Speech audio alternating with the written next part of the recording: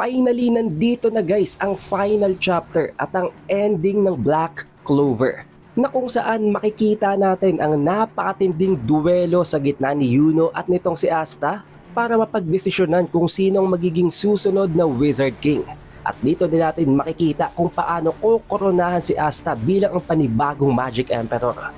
Ang napaka-wholesome na konklusyon sa bawat karakter, hindi lamang kila Asta, sa mga Black Bulls kung hindi maging sa marami pang iba. This is truly the end of an era. Tatalakayin natin ang lahat ng yan guys dito sa Black Clover, chapter 390, 391 hanggang 392. Tama kayo guys, walang cut, dire-diretso. Kaya naman, wag na nating patagalin pa, let's go. 6 months after ng pagkatalo ni Lucius Zogratis sa kamay ni Yuno at ni Asta, nagtatalo-talo na ngayon ng buong Clover Kingdom. Since wala na nga si Julius Novachrono, sino na ngayon ang kanilang panibagong Wizard King? Pero tulad nga ng dati guys, ang tronong ito, ang titulong ito ay pinagdedesisyonan ng buong Clover Kingdom kung sinong pinaka-worthy. Pero ang problema ngayon, hating-hati ang buong Clover Kingdom kung sinong gusto nilang maging panibagong Wizard King. Ang kalahati, gustong si Yuno Green Barrial ang pumalit kay Julius at ang kalahati naman gustong itong si Asta ang pumalit. Napakaraming nagsasabi na kung wala daw si Yuno in the very first place, patay na silang lahat. Walang makakapagligtas sa kanila kontra sa ginawang gargantuan magic nitong si Lucius. Habang ang napakarami naman sinasabi din na kung wala si Asta, hindi din naman daw magiging possible na patayin nila si Lucius. Si Asta naman daw ang dahilan kung bakit in the very first place nagkaroon sila ng tsansa para kontrahin ang gargantuan magic ni Lucius. Hindi lang mga mamamayan kung hindi maging ang mga Magic Knights, pati ang mga Magic Knights captain na itong si William Vengeance at itong si Yami Sukehiro ay nagtatalo din. Of course, bilang kanilang mga student, bilang mga members ng kanilang squad, gugustuhin at ipupush nila na maging Wizard King ang kanilang mga bataan. Rason kung bakit kung noon nga hindi na nagkakasundo si William Vengeance at si Yami, mas lalo pa silang nagtatalo ngayon. At napaka-cute lang guys dahil kung titingnan nyo ang panel na ito, maging itong si Adramelech, talagang kasama na si Yami Sukehiro. Parang familiar na din talaga niya ito tulad ni Libby at ni Asta. Pero since nalalapit na nga ang panahon ng pagpili ng panibagong Wizard King, kailangan na nilang makapagdesisyon. At ang inaakala natin guys, all throughout this time na pareho silang magiging Wizard King, na itong pinakaunang beses na magkakaroon ng dalawang Wizard King at the very same time ay hindi pala posible. Therefore, ang desisyon nilang lahat, paglabanin ng dalawang ito. Mag-engage sila sa isang 1v1 at kung sinong mananalo yun ang magiging Wizard King. The best way possible para malaman kung sino talagang karapat-dapat. Kaya naman sa pagkakataong ito ang araw na kung saan gaganapin ang deciding moment sa isang napakalawak, napaka-vast na battlefield na talagang ihinanda para sa dalawang ito. Dahil nakita naman nila kung gaano kalakas si Asta at si Yuno, for sure, napakalayo nito mula sa Clover Kingdom. Talagang meron lamang silang broadcasting magic na ginagamit para mapanood ito ng lahat. And I will tell you, napaka-wholesome nito guys. Bago sila maglaban, nagkaroon ng napakatinding flashback ng mga panels. Lahat ng pinagdaanan nila, magmula sa pinakaunang season, sa pinakaunang chapter up to this final arc ng 1v1 nilang dalawa, nakita nila yun sa kanilang mga memories. At sinimulan na nila dito ang bakbakan. Unang umatake dito itong si Yuno gamit ang kanyang wind magic habang naglo-launch ng isang napaka-massive na attack ng wind attribute kay Asta. And of course, basically, hiniwa lang ni Asta ng napakadali gamit ang kanyang anti-magic sword. Pero pinagtatadtad pa rin siya dito ni Yuno. Kaya itong si Asta, sinugod agad itong si Yuno para hindi na ito makapag-spam pa ng mga attacks. Kahit naman napakabilis at napakataas ng physical capabilities nitong si Asta, alam natin na napakagaling din ng battle IQ nitong si Yuno. Nagagawa niyang iwasan, nagagawa niyang i-evade ang mga atake nitong si Asta gamit ang teleportation mula sa kanyang star magic. Nag-retaliate na naman itong si Yuno sa pag-launch naman ng napakaraming mga wind blades na sinalag at pinigilan naman itong si Asta gamit ang kanyang Black Tornado. Sa pag-ikot niya ng napakabilis gamit ang kanyang anti-magic sword. Nag-retaliate din dito si Asta Habang umiikot siya, nag-launch siya ng isang anti-magic slash na itatama niya sana kay Yuno. Pero as usual, iniiwasan lang yun itong si Yuno gamit ang teleportation ng star magic niya.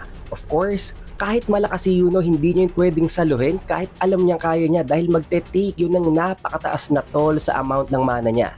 Anti-magic to guys, kahit OP ang magic ni Yuno, anti-magic pa rin ito. Ang ginawa naman na counter-attack nitong si Yuno, pumunta siya sa pinakatuktok ng Black Tornado ni Asta kung saan meron itong napakalaking opening.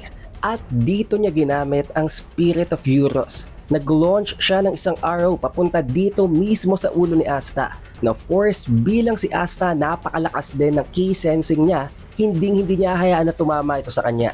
Sinalag niya yon gamit ng kanyang anti-magic sword, pero itong si Yuno may panibagong plano na naman. Nag-teleport siya papunta sa likod ni Asta kung saan meron itong napakalaking opening right after blocking the arrow na inilaunch niya mula sa Spirit of Euros. Na dahilan kung bakit napilitan nitong si Asta na isamon ang isa niya pang anti-magic sword para i-parry at salagin ang Spirit of Zephyr nitong si Yuno. At ngayon guys, mag-proceed na tayo sa chapter 391. Kung mapapansin nyo, medyo mabilis. Of course, dahil hindi tayo nagpapaligoy-ligoy, ito na ang pinakahuling chapter kaya kailangan na nating gandahan ng narration ng laban na ito. Then, makikita natin dito nagtataka ang mga audience. Maging ang mga Magic Knight, maging ang mga Magic Knight captains na naiintindihan kung paano nag-work ang magic ni Yuno at ni Asta. Ayon sa kanila, kung anti-magic nga daw ang sword ni Asta, paano nakakatagal ang sword nitong si Yuno? Considering na maging ang sword niya, oo, sword ito, sandata ito ni Yuno, pero gawa pa rin ito sa magic. Dapat nawawasak ito the moment na lumapat ito sa anti-magic sword ni Asta. Nang eksplanasyon mula dito kay Fuegoleon ay napakaangas, napakalupit ng ginagawa dito ni Yuno guys. Tama naman daw at inline sa concept na dapat wasak na ang sword nitong si Yuno, pero iba pala ang ginagawa ni Yuno guys. Talagang nagke-create siya ng ultimate condensed mana papunta sa sandatang ito. Nag-overflow daw ang Spirit of Zephyr weapon nitong si Yuno ng napakataas ng ultra dense magic power. Na rason kung bakit, oo, dapat nakokorode dito ng anti-magic ni Asta, pero sa sobrang dami ng supply ng mana ni Yuno, mas nag-uumapaw pa ito. To the point na habang tinutunaw at winawasak ng anti-magic ang kanyang sariling sword, bumabalik agad ito bago pa ito completely magkaroon man lamang ng gatak. But still, kung iisipin natin na ganon katinding sacrifice ang kailangan gawin ni Yuno para makatagal sa laban at sa clash ng sword kay Asta, magiging napaka-disadvantageous noon para sa kanya. Rason kung bakit, ngayon, mas ginagamit at mas niu-utilize niya kanyang star magic para combohin itong si Asta. Pinagtatadtad niya ng star magic itong si Asta. At hindi lang yon, gamit ang isa pang aspect ng kanyang star magic, ang teleportation at ang pag-create ng constellations. Napakarami na nakikreate niya ng mga atake mula sa star magic na ito. To the point na ang buong battlefield ay kumikinang na daw. Halos wala nang makita ang mga audience. Ayon dito kay Jack, maging siya hindi niya magagawang i-pull off ang ganitong klase ng atake. Maging ang iba pang nanonood tulad nitong si Nero at nitong si Ichika, naisip na para dito daw kay Yuno itong the best choice. Oo, malakas din si Yuno, pero counter talaga sa kanya ang anti-magic. Kaya tama daw na gawin ni Yuno ang long-range barrage of attacks instead. Pero hindi pa rin nagle-let up itong si Asta. Hindi niya hayaan na siya lang tad pa rin ng mga atake nitong si Yuno. Nag-retaliate siya, nag-launch siya ng dalawang slash ng anti-magic in a cross na formation na nagawa naman ni Yuno na iwasan na naman. Of course, basic na basic ito para kay Yuno. Itong isa sa kanyang masteries, ang teleportation para makaiwas sa mga atake. Dahilan kung bakit nagkaroon ng napaka-malicious na palitan ng barrage of attacks. Makikita natin dito, habang iniiwasan nitong si Yuno ang mga atake nitong si Asta, nagre-retaliate pa rin siya. Patuloy ang pagtadtad niya ng star attacks dito kay Asta, while si Asta naman hindi din tumitigil sa pag-slash sa kanya. Naiisip dito ng mga manonood na tulad na lamang ni Zora, delikado ito para kay Yuno. Napakatindi ng ine-exhaust niya na amount ng mana. Napakarami na kinakailangan niya para ma-pull off ang ginagawa niyang battle tactics. pag-launch ng multiple barrage of attacks, gamit ang wind, gamit ang star magic at ginagamit niya pang teleportation. Literal na para bang tinutunaw niya ang mana na katago niya. Habang ito namang si Asta, delikado rin guys. Dahil itong si Yuno constantly nare-reinforce ng mana at ng magic ang kanyang katawan. Habang si Asta naman literal na kailangan niyang mag-rely sa kanyang physical capabilities. Na hindi magtatagal, may isa sa dalawang ito ang mapapagod. At yun ang balak na i-pull off dito ni Yuno. Dahil totoo naman, yun lang ang tsansa dito ni Yuno. Kung hindi mapapagod at mauubos ang anti-magic ni Asta, there is not a single chance na matatalo niya ito. Siguro ang natatanging magagawa niya lamang ay patigilin si Asta sa paggalaw. Hindi naman hinayaan itong si Asta na gawin lamang ni Yuno kanyang strategy. Kahit patuloy ito ng pag-teleport na hindi niya ito mahuli, ginamit niya na dito ang isa niya pang anti-magic sword. Sa pamamagitan nito, napigilan niya ang teleportation ni Yuno. Na-lock-in niya ito in place, hindi ito nakatakas at agad niya itong sinugod. Rason kung bakit na-pin down niya ito at hindi ito nakagalaw. However, hindi talaga sumusuko at napakarami talaga ng options nitong si Yuno sa laban na ito. Ginamit niya ang mga nagkalat na debris at gamit ng kanyang wind magic, binato niya ito sa katawan ni Asta. Na alam naman nating lahat ito ang weakness ni Asta guys. Oo, napaka-OP niya kontra sa mga magic, pero pagdating sa physical objects na wala namang magic, effective talaga yon sa kanya, especially kung napakalakas ng impact ng pagtama nito sa kanyang katawan. At sa pagkakataong ito, nahanap na ni Yuno ang butas na inaantay niya. Hinampas niya ang kamay nitong si Asta para mabitawan niya ang dalawang anti-magic swords at ginamit niya ang kanyang star magic para i-teleport ang mga sandatang ito papalayo. Therefore, wala nang maaasahan na weapon ngayon si Asta. Truly and definitely a majestic strategy mula dito kay Yuno. Walang kahit na sino sa loob ng verse ang makaka-pull off ng ganong klase ng plano maliban dito kay Yuno Green Burial. And knowing na wala ng sandata si Asta, dito na ginamit ni Yuno ang final attack niya na binabalak niya para patigilin na talagang movement nitong si Asta. Isang napakalaking boulder. Maikukumpara natin ito guys or baka mas malaki pa nga sa napakaraming mga boulder na kinreate noon ni Lucius. Binagsak ito ni Yuno dito kay Asta and knowing na wala siyang mga sandata, wala siyang swords, paano pa siya dito makakatakas? Akala ng lahat tapos na ito not until mismong ang captain ng mga Silver Eagles ay napasabi na oo, tapos na ito kung hindi si Asta ang kalaban. Pero definitely malapit na daw ang deciding moment.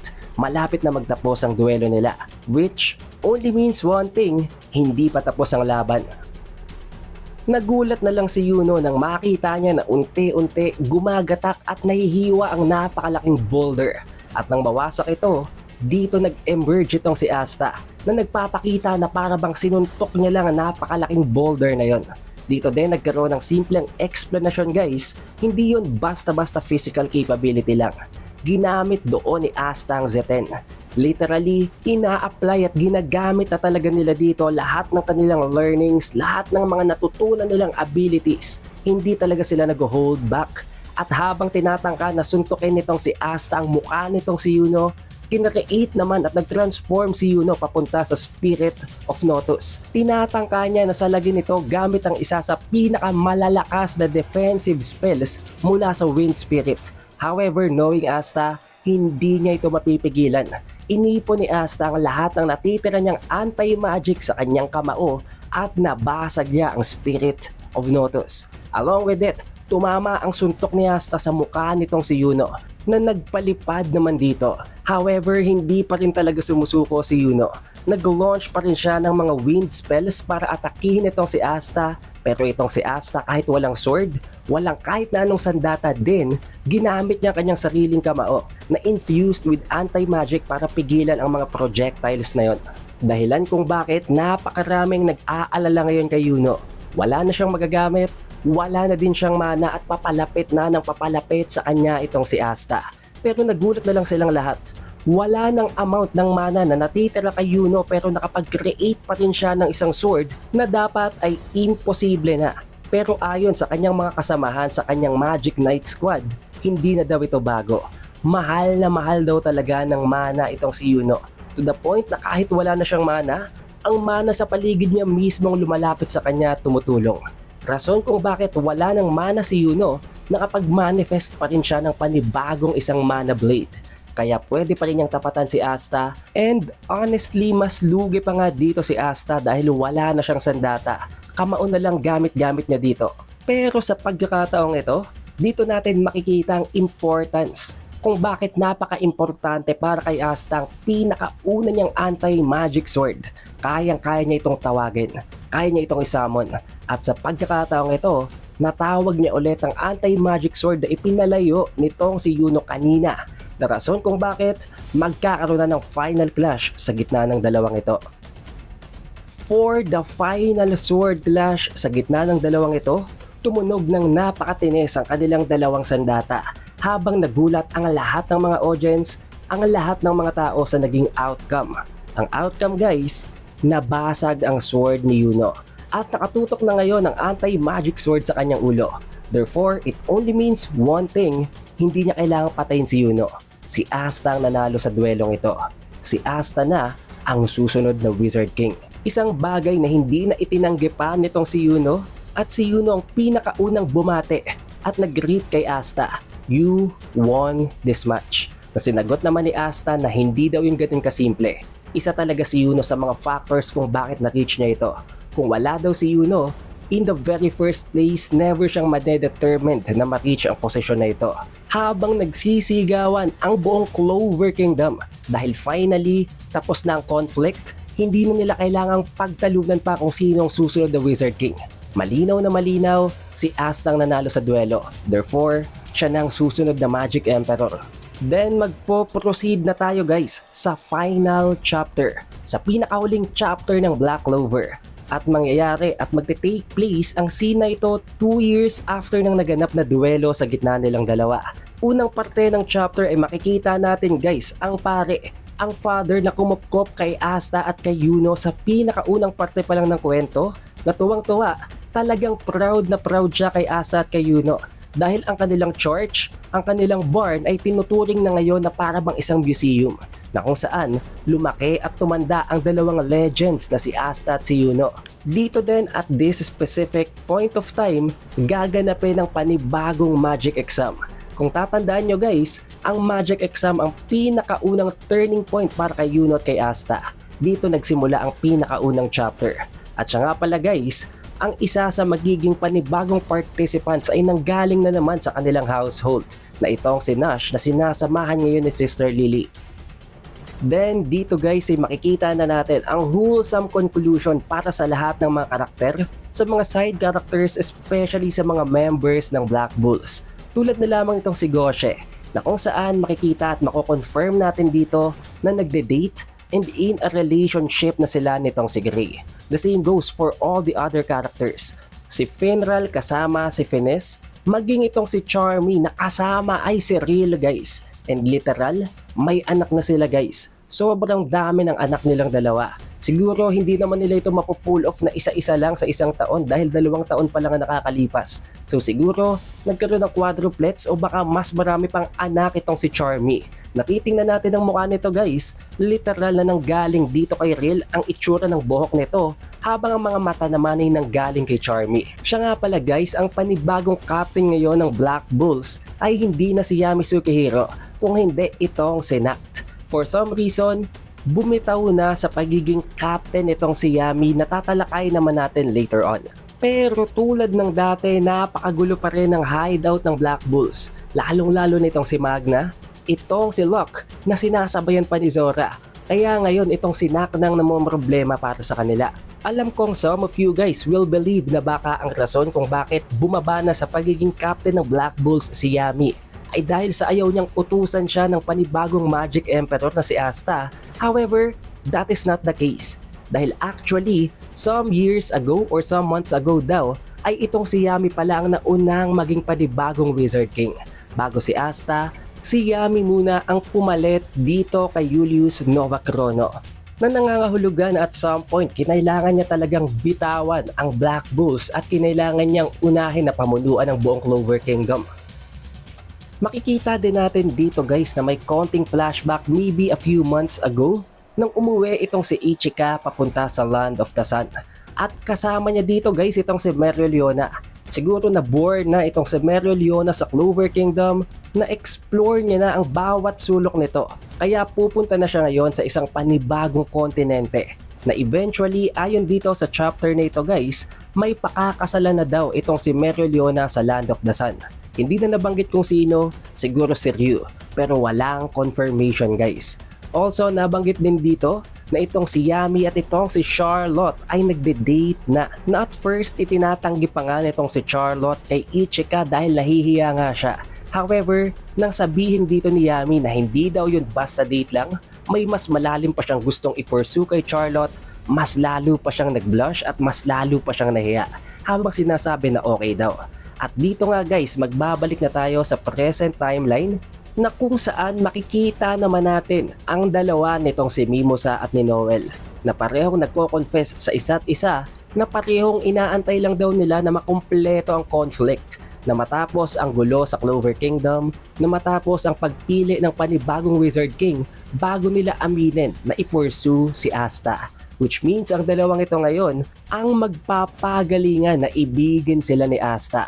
However, tulad nga ng nabanggit ko guys, final chapter na ito at hindi na natin malalaman kung sino ang mananalo sa kanilang dalawa. Literal na magiging open ending ang magiging endgame body nitong si Asta.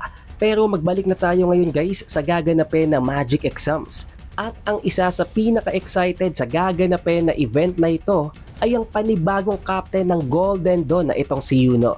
Na nangangahulugan guys, bumaba na din sa pwesto si William Vengeance. At ayon dito kay Yuno, ang pipiliin daw niyang Magic Knight ay ang isang individual na may mas malakas pang determination kumpara sa kanya. However, nang magsisimula ng event, may nangyaring isang napakalaking announcement na meron daw isang napakalaking parang UFO na ship para sa kanila. Isang unidentified flying spacecraft na hindi nila alam kung saan nanggaling. But of course, kailangan nila itong kumprontahin. Kailangan may isang individual, isang group na sumugod para i-check ang napakalaking spacecraft na yon. However, dito din in-report ni Marks na sumugod na daw doon ang Magic Emperor. Sumugod na doon mismong Wizard King. Hindi niya kailangan mag-utos, siya mismong pumunta at rumisponde sa area. Rason kung bakit, talagang gulat na gulat ang lahat. Palaging ganito daw ka-reckless ang Magic Emperor. Dito din na-reveal guys na mayroong sariling special squad pala dito si Yami Sukehiro. Oo, hindi na siyang captain ng Black Bulls, hindi na din siya ang Wizard King dahil former Wizard King na lang siya, pero meron siyang sariling squad ngayon at yun ay ang tinatawag niya na special squad. Makikita din natin dito guys, hindi pa rin siya iniiwan ni Adramelech. So dapat nating i-assume na napakalakas pa rin talaga nitong si Yami.